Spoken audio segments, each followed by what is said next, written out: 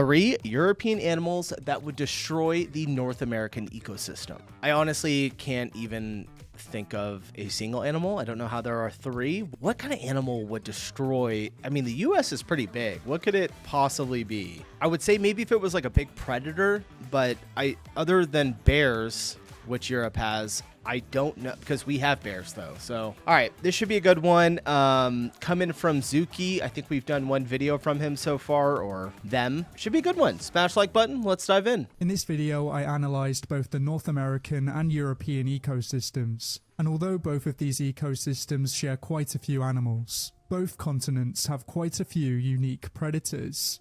This is why some North American creatures are invasive in Europe, and some European creatures are invasive in North America. In this video, I will be completely reversing my previous idea, as I will be looking at quite a few European creatures that I think could cause major problems in North America.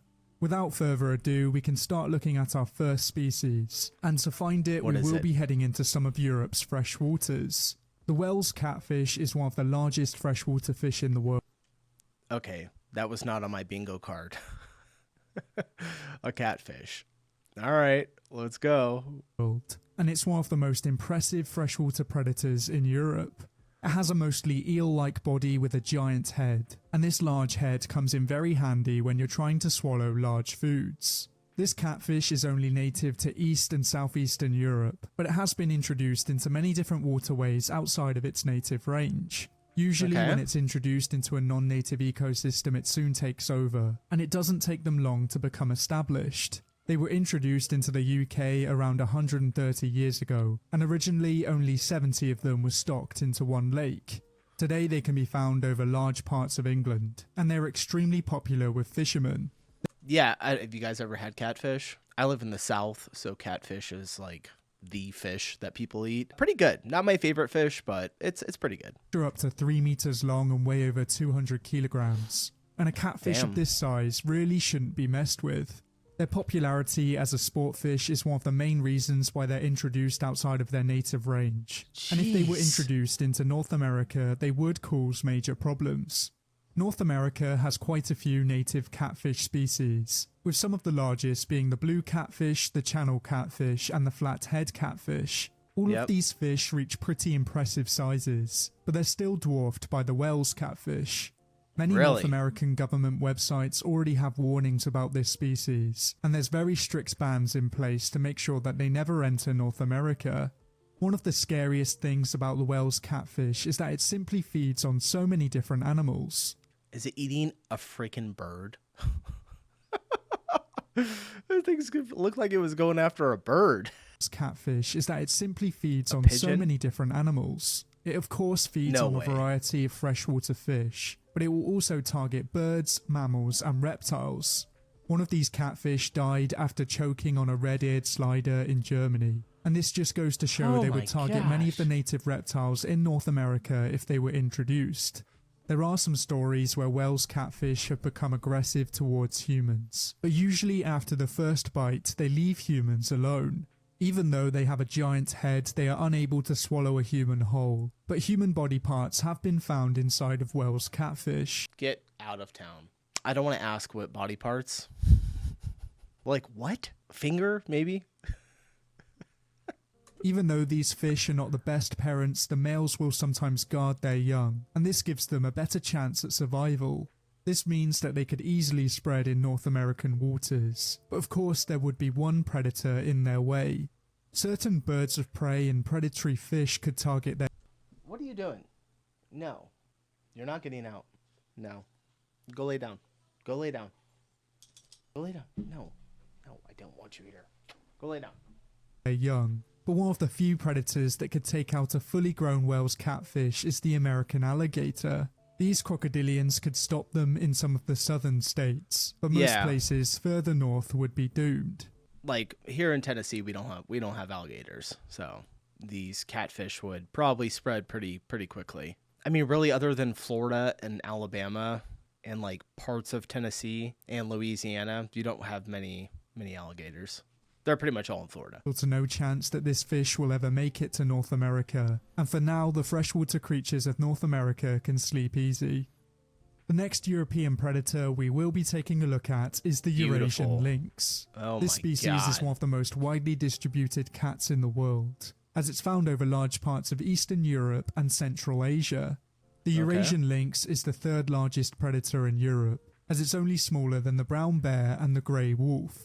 It is the largest of the 4 lynx species, and as it's got such a large distribution, there are many different subspecies. I've only ever seen a bobcat in real life. Other than that, I think that's probably the only one. Maybe the Canada lynx maybe comes into the U.S. every now and then, but that Eurasian lynx looks massive compared to the other 3. Got such a large distribution, there are many different subspecies. In the wild, these cats mostly feed on ungulates and rodents, but they don't do very well in more built-up areas. Even though the Eurasian lynx is very much a European species today, at one point in time it was almost pushed to extinction in Europe. Their population fell to around 700 in Europe between 1930 and 1950, and this was mostly due down to habitat loss and hunting. The habitats were cut down to create more farmland, and the farmers would also shoot them as they feared that their livestock were in danger. Today their numbers are a lot healthier in Europe, and there are thought to be around 9,000 to 10,000 in Europe alone. Damn! I was not thinking that there was going to be that many of these out there, but that's actually a pretty good number. If these cats were introduced into North America, they could cause major problems, and this is despite having a lot of competition. They'd have to compete with bears, coyotes and wolves, but they already compete with some of these creatures across their native range. One thing that the Eurasian lynx would have to look out for in North America is North America's native lynx species. The bobcat and the Canadian lynx both inhabit North America, but as I've already covered, these 2 species are smaller than the Eurasian lynx. The 2 native lynx species mostly feed on rodents, rabbits and hares, with the snowshoe hare making up around 35 to 97% of the Canada lynx's diet. The Eurasian lynx would of course compete for these foods, but they can also target much larger prey. They could easily take down some of North America's deer species, and there are also some other mammals that they can target that aren't... Wait a second, do you guys have deer in Europe? That probably is like a really dumb question, but they're literally everywhere. I could probably open my window right now and there's one out there running around across the street. Massive buck with huge antlers. I guess he would have mentioned that. I don't know. Let's keep going. Aren't found in their native range. I don't think the Eurasian lynx would completely take over, as there are larger predators that would keep their numbers in check, and they'd also struggle in more built-up areas. One of the Eurasian lynx's biggest problems would come in the form of the mountain lion, but this species is not found across all of North America. Because of this, I still think that they could take over large parts of North America, and even though North America has 2 native lynx species, the Eurasian lynx is larger and meaner. Meaner too. We don't have many mountain lions. We do have them. I've seen one in real life, but they're pretty rare. European species we will be taking a look at is the Dalmatian pelican.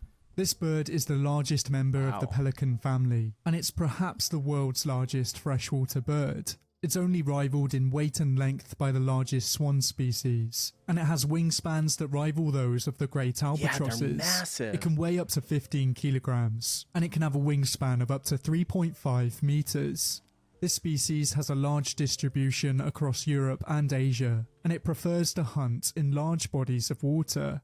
The majority of their diet is made up of fish, and as they are a very large bird, they can target very large fish. They're known to go after carp, perch and pike, and they'll even go after the aforementioned Wales catfish. They have very few natural predators in the wild, and they're only really tackled by canines and large cats.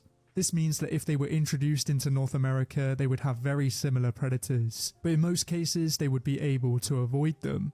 North America already has 2 native pelican species, the American white pelican and the brown pelican. The American white pelican is mostly found in freshwaters, whereas the brown pelican is mostly found along the coasts. The Dalmatian pelican can target both of these ecosystems, and as they are so much larger, they can easily outcompete the native pelicans. Their size also means that they can target larger fish than the native pelicans, and there's very little that the native species could do about it. Even though it seems like it would be a very one-way battle, in some parts of Europe the Dalmatian pelican is suffering. As they are such large birds, they need large bodies of water to feed in, and a lot of their wetland habitats are being destroyed. As well as this, they are hunted in some parts of Asia, such as Mongolia, and this has massive negative effects on their numbers. If these giant birds were introduced into North America, they would only thrive in areas with large wetlands. But luckily, North America has quite a few of them. There's little to no chance that this pelican would ever make it to North America, but if it did, it would become the new king of the wetlands. If you think there are other European creatures that could have made it on this list, then let me know down in the comments below. But thank you for watching, I hope you enjoyed. If you liked it, please leave a like. I definitely remember that dog. The end there. But yeah, what video did we just do of his? It was, maybe it was the other, I'm not sure. Maybe we didn't cover it. Anyway, that's going to be it for today. Appreciate you guys watching. Hopefully you enjoyed that. I want to learn a little bit more about your guys' nature. So if you guys have like any wildlife nature videos, send them my way. I'd love to check them out. All right, I'm getting out of here. I'll see you in the next one. Peace.